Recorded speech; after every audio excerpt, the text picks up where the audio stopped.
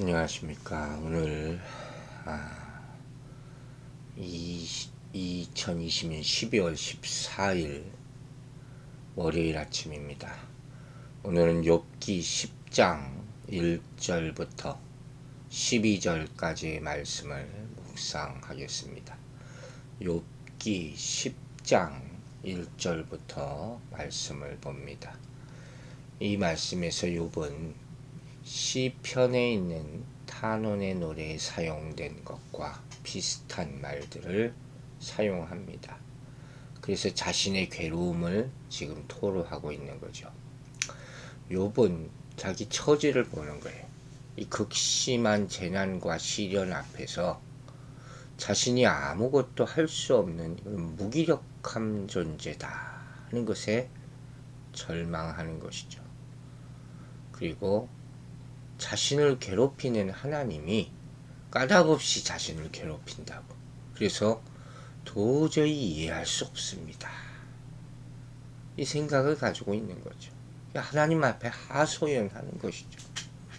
자기 자신을 봐도 너무 무기력하고 하나님을 보면 원망스럽고 그런 마음으로 지금 이렇게 탄식하고 있는 겁니다. 자, 여러분 어떻게 생각하십니까? 욥의 이 태도 이해가면서도 참 안타깝기도 하고, 그런데 여기서 우리가 한 가지는 분명히 해야 됩니다. 이것이 하나님이 주시는 고난이라면 그 고난을 주실 때 이유가 분명히 있다 하는 것입니다. 고난에는 이유가 있다. 참 일반인은 상상도 할 수 없는 말 같지만 그게 우리 믿는 사람에게는 타당하기도 한 것이. 그런데 더 답답하고 괴로운 것이죠. 그 이유가 뭔지 모를 때. 그러면 정말 감당하기가 어렵게 되는 것입니다. 그 이유가 내 죄 때문인가? 그렇게 생각해 보기도 하지만 그것도 아니라면 참 혼란스러운 것이죠. 우리가 한 가지 기억해야 될 것이 있어요. 만약 죄 때문에 하나님이 심판하신다면 우린 이렇게 숨쉬고 살 수 있는 사람이 아무도 없어요. 그렇지 않겠습니까? 그러니까 욥이 고민에 빠지는 거예요. 이건 육적인 고민이자 영적인 고민이에요. 본인의 자존심에도 엄청 상처를 입게 되는 것이죠. 자기 의의가 무너지는 거니까. 차라리 너 죄인이야 이렇게 말한다면 그렇게 받겠습니다. 바로 그거죠. 사실 의인이 어디 있습니까? 그죠? 다 은혜로 사는 거예요. 의에도 율법적 의의가 있고 은총적 의의가 있는 거예요. 그걸 알아야 돼요. 즉 하나님이 의롭다 하시는 것이 의로운 것이지 내가 아무리 의롭다 애쓴들 그게 진짜 의가 되겠습니까? 이걸 알아야 돼요. 죄인을 의인으로 덮어주시는 것, 이게 은총 아닙니까? 이 가운데 우리가 사는 거예요. 그래서 욥은 고민 끝에 얘기하는 것이죠. 2절부터 그 얘기예요. 욥이 지금 심각하게 생각하는 것이 뭐냐? 왜 하나님이 자기와 변론하려 하느냐 하는 거예요. 여기서 변론의 의미는 분쟁, 다툼과 분쟁, 그러니까 법적 소송에서 사용되는 그런 말이란 말이에요. 그래서 마치 법정 소송에서 자신과 논쟁을 벌이시는 듯한 하나님의 모습을 지금 얘기하고 있는 것이죠. 자신을 정죄하지 말아달라 이렇게 요청하면서 이런 표현을 쓰고 있는 것이죠. 나를 정죄하지 마시옵고 하잖아요. 지금 이 장면은 여러분 잘 생각해 보세요. 이 지금 욥이 하나님과 대화를 하려고 하다 보니까 자기 죄가 생각이 나는 거예요. 그런데 지금 몸도 괴로운데 몸까지 아프고 게다가 죄까지 깨닫게 되면 참 사람이 어찌할 바를 모르게 됩니다. 여기서 인생이 두 갈래로 나눌 수가 있어요. 한 사람은 더 괴롭게 느껴지는 거예요. 그런데 다른 한 사람은 의를 찾아요. 영적인 구원이 바로 이 시점에서 이루어지는 것이죠. 그리고 욥이 이 갈림길에서 지금 몸부림치고 있는 거예요. 하나님, 죄 때문이 아니라고 말해 주세요. 이러는 거죠. 지금. 죄를 졌다면 차라리 빨리 해결해 주세요. 심판을 하시든지. 여러분, 회개라는 게 뭡니까? 회개는 고통으로 괴로워하는 게 아니에요.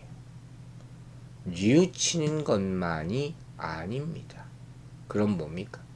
하나님께로 돌이키는 거예요. 돌아와야 되는 거예요. 우리가 심정적으로 하나님의 은혜에 대해서 말하기 시작할 때 그때 비로소 회개해요. 그런데 욥은 뭐예요? 정죄하지 말아주세요. 아직도 이러고 있다는 거죠. 또 도대체 무슨 연고로 나와 더불어 변론을 하시는지 그것도 모르겠습니다. 그게 욥의 궁금증이죠. 도대체 이 일을 통해서 뭘 하시려는 건가요? 이거예요. 그럼 우리가 아플 때 물론 치료해 달라고 기도합니다. 그런데 그 뜻을 물어보기도 해야 된다는 거예요. 그 가운데 은총을 발견할 수 있기 때문이에요. 이유가 있을 것 아닙니까? 하나님이 하신다면. 내가 깨달을 때까지 고난당해야 한다면 도대체 얼마나 당해야 되는 겁니까? 옛날에 보면 사극 같은데 이게 나와요. 죄인을 이렇게 신문하면서 네 죄를 네가 알렸다. 어떻게 알아? 그럼 뭐 알 때까지 맞으라는 거예요, 뭐예요? 알 때까지 매를 때리겠다는 게 실토할 때까지 매를 때리겠다는 거예요. 그것과 같은 거죠. 하나님 도대체 어떤 사람을 만들려고 이토록 힘들게 하시는 겁니까? 이걸 묻고 있는 거예요. 하나님의 경륜이 여기 있는 거예요. 그래서 이 탄식 가운데, 이 질문 가운데는 미래적 의미가 있습니다. 사실 고난을 통해서 우리는 때로 겸손해지고 우리 인생 궤도를 수정하기도 하고 더 큰 소망을 바라보기도 하고 깨닫기도 하고 그럴 수 있잖아요. 그걸 지금 욥은 묻고 있는 겁니다. 여러분, 이스라엘이 광야 40년을 삽니다. 왜 그래야 합니까? 신명기의 이유가 다 설명되어 있어요. 가나안 땅에 들어가기 위해서 필요한 과정이었다. 하나님의 음성을 듣는 훈련도 되고 너희의 원망 때문이다 라는 말도 나오고, 그죠? 근데 이걸 알고 당하는 고난은 그래도 감당할 수 있죠. 결과를 약속받고 당한다면 그것도 할만합니다. 하지만 모르고 당하는 고난, 이게 가장 괴로운 거예요. 막막하지 않습니까? 그걸 알려달라 하는 것이죠. 사실 전에도 얘기했지만 우리는 알아요. 욥의 재앙이 어떠한 배경 아래서 주어졌는지. 하나님과 사탄, 그죠? 욥은 모르잖아요. 그러니까 괴로운 거죠. 이유를 알 수 없는 고난이 나에게 임한다. 그래서 하나님께 이렇게 몸부림치고 있는 것이죠. 또 하나님이 이해를 알 수 없는 방식으로 행동한다. 이렇게 불평하고 있는 것이죠. 하나님이 애정을 가지고 만드신 것인데 모든 세상 피조물이 그것을 다시 학대하고 멸시하는 이유를 모르겠습니다. 이렇게 3절에서 얘기하는 거예요. 또 욥이 이해 못하는 게 있죠. 3절 후미에 나오는 말씀이 악인의 꾀에 빛을 비추시기를. 여러분 고난의 여러 가지 종류가 있죠. 자기가 잘못해서 당하는 고난도 있고 하나님께 직접 당하는 고난도 있고 외부로부터 당하는 고난도 있어요. 악인으로부터. 그죠? 그의 재산을 강탈해가는 강도들. 이런 것이죠. 간접적인. 그런데 악한 사람을 형통하게 해서 사용해서 선한 사람을 망하게 하는 일이 이거 도대체 뭡니까? 이게 욥이 생각하기에는 욥 주변에 일어난 일들이 다 악인이죠. 자기는 선하다는 거예요. 이게 하나님이 하시는 일입니까? 우리도 이런 생각 많이 하잖아요. 왜 저 사람 저렇게 악하게 사는데 잘 먹고 잘 사냐? 잠언 16장 4절에 이 말씀이 있어요. 악인도 악한 날에 적당하게 하셨다. 적당한 날에 심판하신다는 거예요. 악인의 형통, 선인의 고난은 어디든지 있습니다. 그런데 먼 훗날 보면 결국 선인이 이기는 거예요. 여러분 역사적으로 한번 생각해 볼까요? 역사적으로 인류 역사상 선한 왕이 많을 것 같습니까?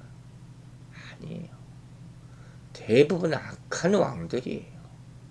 그들이 세상을 지배합니다. 대표적인 인물이 히틀러 같은 사람이에요. 왜 하나님이 이들에게 빛을 비추어 주셨을까요? 성경은 뭐라고 설명합니까? 채찍으로 쓰셨다. 느부갓네살 왕, 다니엘이 나오는 이런 사람들 보세요. 유다의 악과 바벨론의 악, 이걸 비교할 수는 없는 거예요.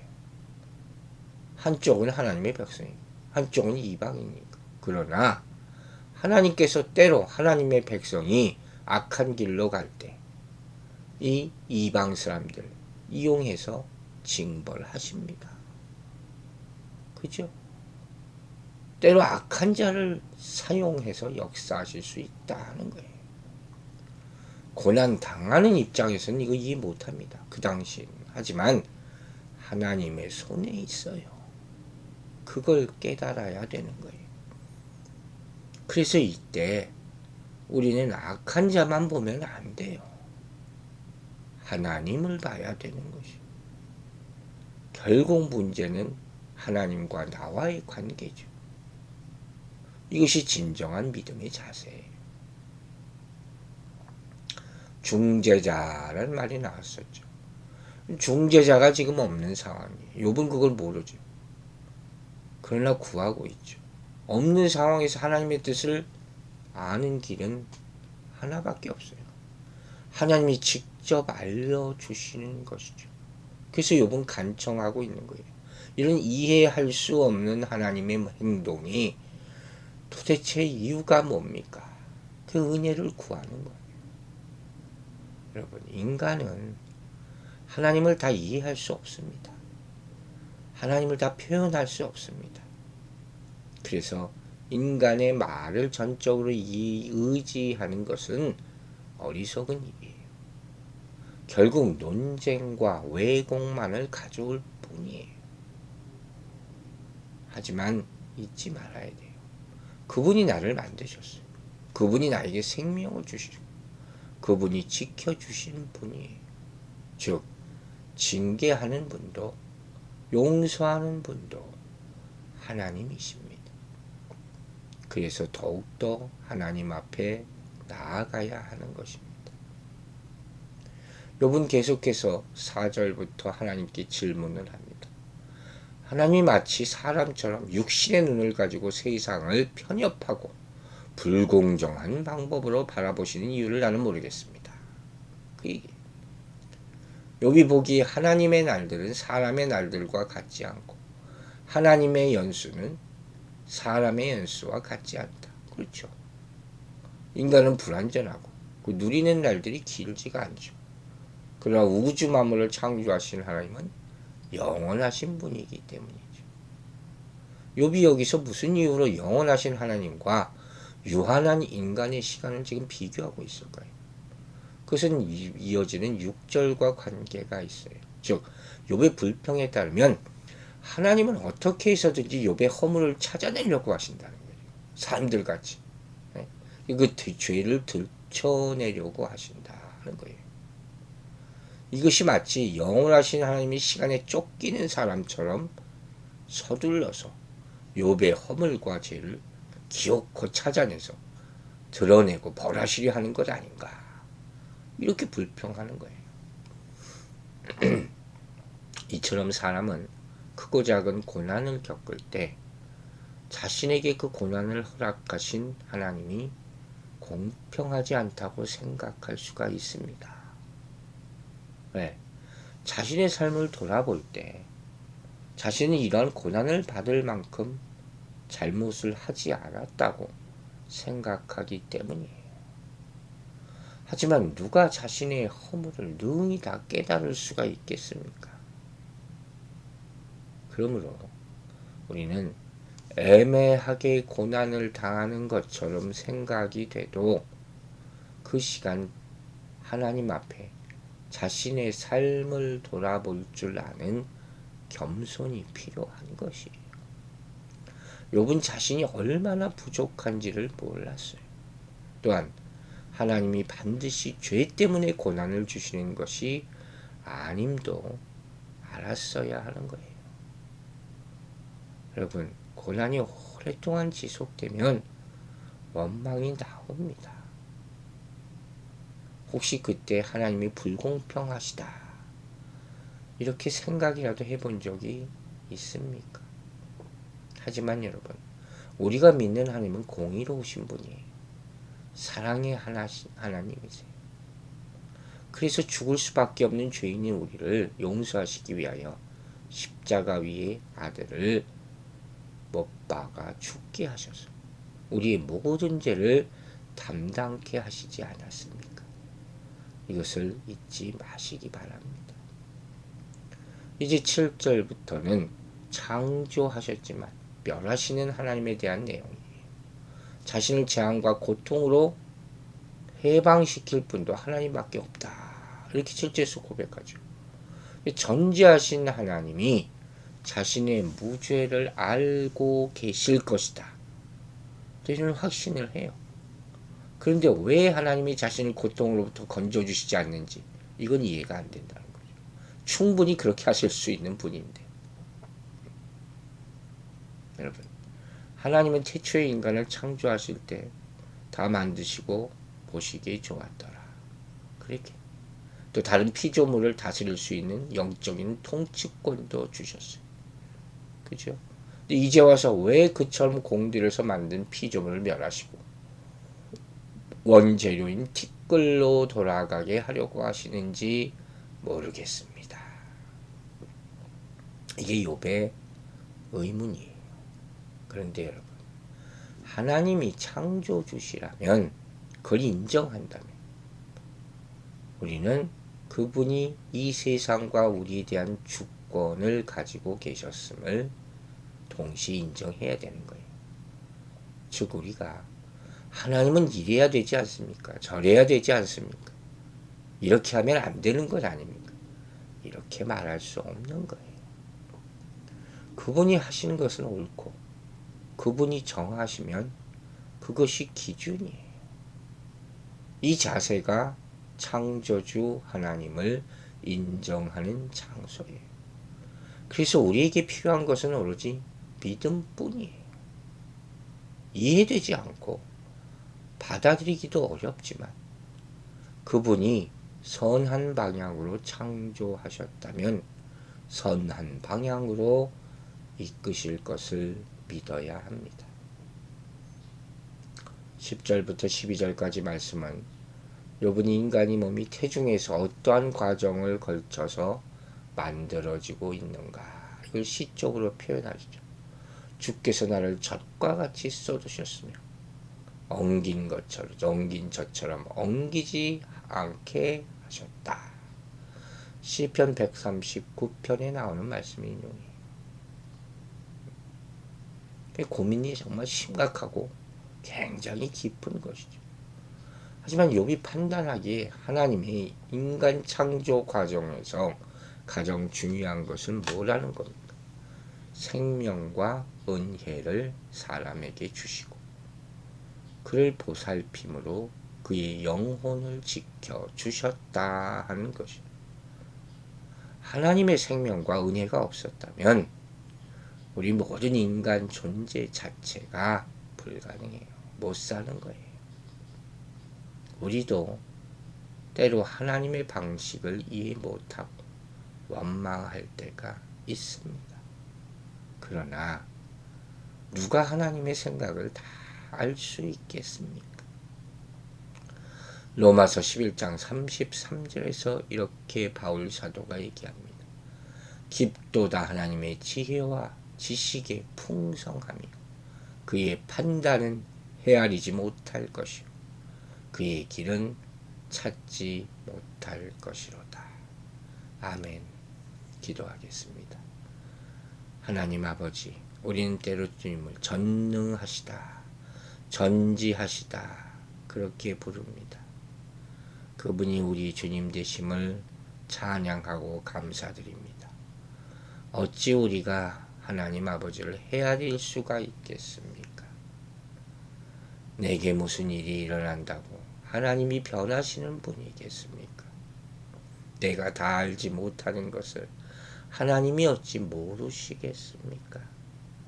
우리 인생을 지으신 분이 하나님이신데 우리 인생을 맡길 때 우리 인생의 전부를 맡길 때 주께서 책임져 주시고 선한 길로 인도하여 주실 줄로 믿습니다. 그 주님의 섭리 가운데 경륜 가운데서 우리가 어디에 있는지 깨달아 알게 하여 주시고 믿음으로 다 이겨내게 하여 주시옵소서. 특별히 육신의 질병 가운데 지금 신음하고 고통받는 많은 사람들이 있습니다. 불쌍히 여겨주시고 더욱 큰 믿음 주시고 하나님께서 그 놀라우신 능력으로 어루만져 주셔서 이겨내고 치료받는 긍휼히 여기심과 큰 은혜를 체험하는 계기가 되게 하여 주시옵소서. 오늘도 감사로 시작합니다.